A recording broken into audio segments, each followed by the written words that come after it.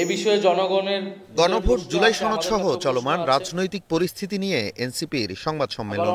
এতে বিবদমান অবস্থার জন্য বড় দুই দলকে অভিযুক্ত করে আহ্বায়ক নাহিদ ইসলাম বলেন, সংস্কার ভেস্তে দিতে চায় বিএনপি আর নির্বাচন পেছাতে চায় জামাত। ফলে একদল সংস্কারকে ভেস্তে দিচ্ছে, আরেক দল নির্বাচনকে পেছানোর চেষ্টা করছে। রোববার বাংলা মোটরের অফিসে তার দাবি, আকপিছ না ভেবেই যারা জুলাই সনদে সই করেছেন এ নিয়ে অনৈক্যের জন্য তারাই দায়ী।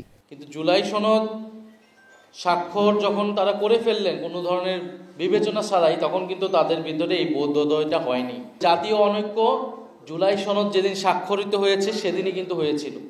এ সময় নাহিদ ইসলাম আরো বলেন, গণভোট নিয়ে বিএনপি জামাত ভুল রাজনীতি করছে। গণভোটের বিষয় নির্বাচন কমিশনের উপর ছেড়ে দেওয়া উচিত। সনদের মূল বিষয়গুলোতে একমত হলে গণভোট নির্বাচনের দিন অথবা নির্বাচনের আগেও করা যাবে বলে মন্তব্য করেন তিনি। গণভোট ইলেকশনের দিন হতে পারে, ইলেকশনের আগেও হতে পারে, তবে এটা কোনো মেজর ইস্যু বলে আমরা মনে করি না। বরং এই ইস্যুতে আসলে বিরোধিতা বা তর্কের জায়গা নেই, বরং এটা সরকারের উপর ছেড়ে দেওয়া উচিত, নির্বাচন কমিশনের উপর ছেড়ে দেওয়া উচিত। তাদের ক্যাপাসিটি কতটুকু আছে আইন শৃঙ্খলা থেকে শুরু করে, তবে যদি আগে করা সম্ভব হয় এটা আগে হলে ভালো। বিএনপি বা জামাতের সঙ্গে এনসিপি জোট করতে যাচ্ছে এমন সংবাদের জবাবে নাহিদ ইসলাম জানান, অনেকের সঙ্গে আলাপ আলোচনা হলেও এখনো ৩০০ আসনে এককভাবে নির্বাচনের প্রস্তুতি নিচ্ছেন তারা। এখন পর্যন্ত আমরা ৩০০ আসন ধরেই আগাচ্ছি।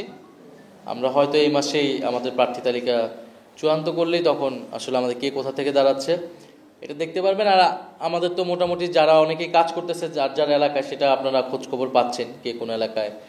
শেখ হাসিনাকে আশ্রয় দিয়ে ভারত গণহত্যাকারীর পক্ষ নিয়েছে অভিযোগ করে এনসিপি আহ্বায়ক বলেন, নির্বাচন বানচালের যে কোনো ষড়যন্ত্র তারা করতে পারে। সেই দেশে আশ্রয় দিয়েছে, এর মধ্য থেকেই কিন্তু তারা গণহত্যাকারীদের পক্ষে অবস্থান নিয়েছে। Nazmul Hasan, star news, Dhaka. ভারতের সাথে